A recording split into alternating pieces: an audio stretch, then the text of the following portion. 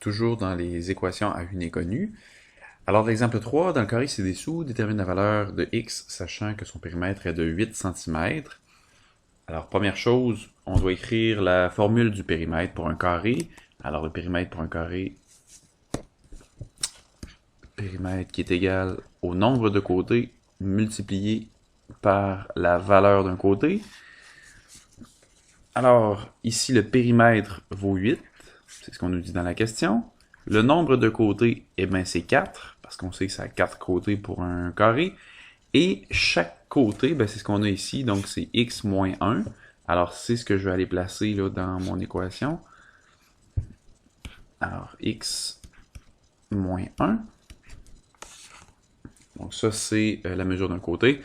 Et maintenant, ben, il va me rester à faire la distributivité de mon 4 sur chacun des termes de ma parenthèse.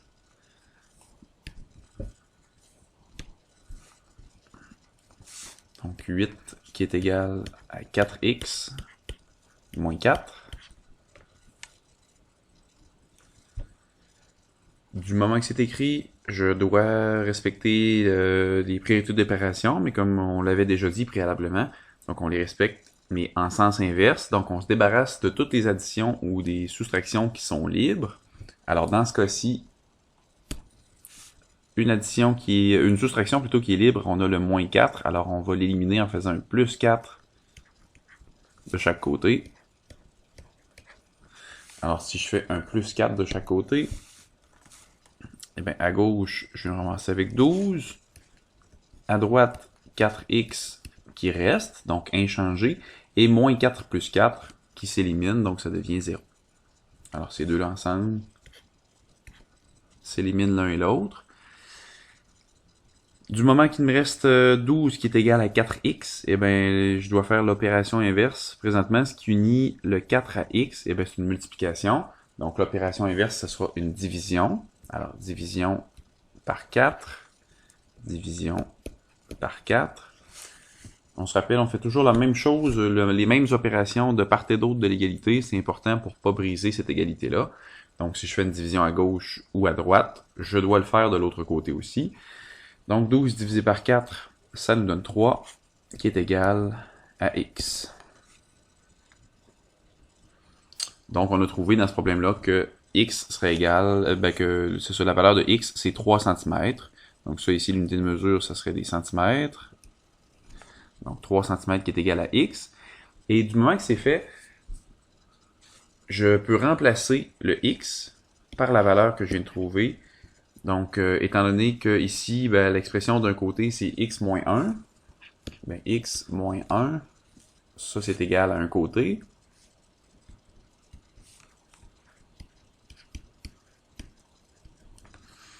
Alors, si je sais que x moins 1 est égal à un côté, ou c tout simplement, là, j'ai écrit côté, mais on pourrait tout simplement écrire c. Tout à l'heure, on avait écrit c lorsqu'on parlait d'un côté. Donc, si je sais que x vaut 3 cm, eh bien, je vais remplacer x par 3. Donc, 3 moins 1 sera égal à la mesure de mon côté. Et bien, 3 moins 1, ça me donne 2 cm, qui est égal à la mesure de mon côté.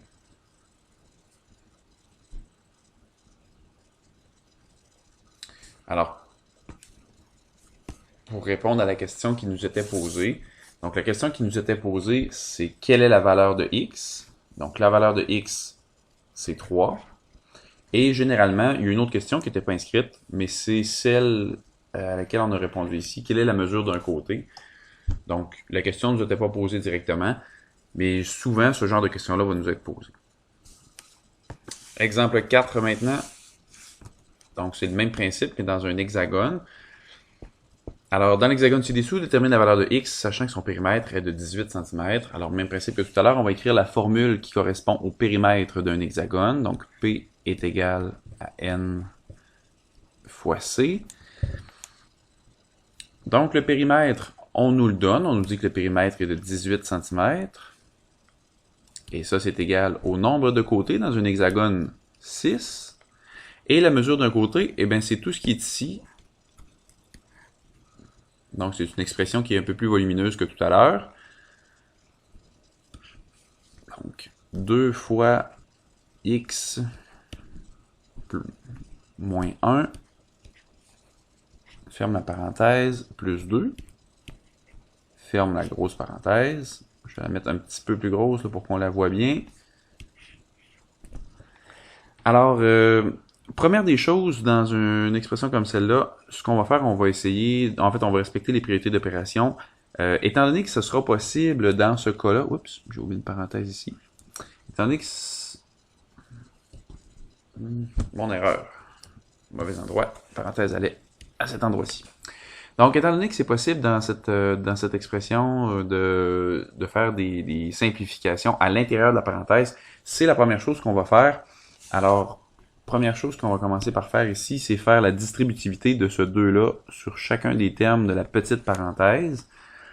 Alors, je vais réécrire 18 qui ne change pas, qui est égal à 6 fois ma grosse parenthèse.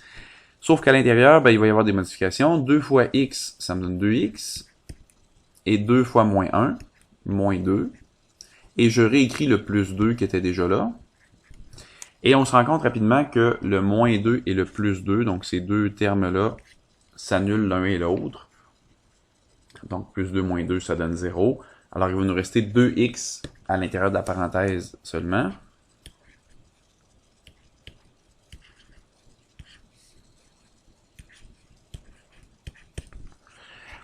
On fait notre multiplication, 6 fois 2x, ça donne 12x.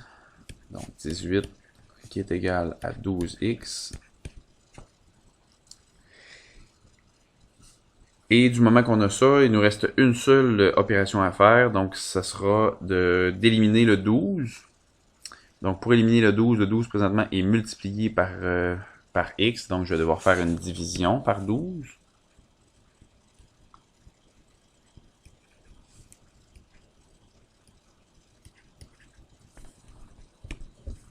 Alors 18 divisé par 12, ça nous donne 1,5. Et à droite, 12 divisé par 12, ça nous donne 1, donc simplement la valeur x. Alors, pour répondre à la question, ben, la valeur de x, c'est 1,5. Et dans le contexte, on ne nous le demandait pas, mais on peut très bien me calculer la valeur d'un côté. Donc, donc la mesure d'un côté,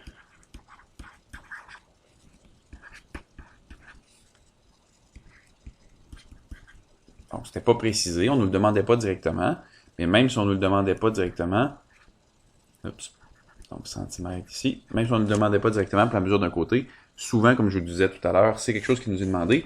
Alors on réécrit l'expression de la mesure d'un côté, donc c'était 2 fois x moins 1 plus 2. Alors on distribue 2 fois x et 2 fois moins 1, ça nous donnait 2x moins 2 plus 2. On se rappelait tout à l'heure, on avait pu simplifier ces deux-là ensemble parce que ça donnait 0. Donc il nous reste 2x. Et je peux remplacer maintenant le x par la valeur, donc 2 fois 1,5 parce que c'est ce que j'ai trouvé tout à l'heure.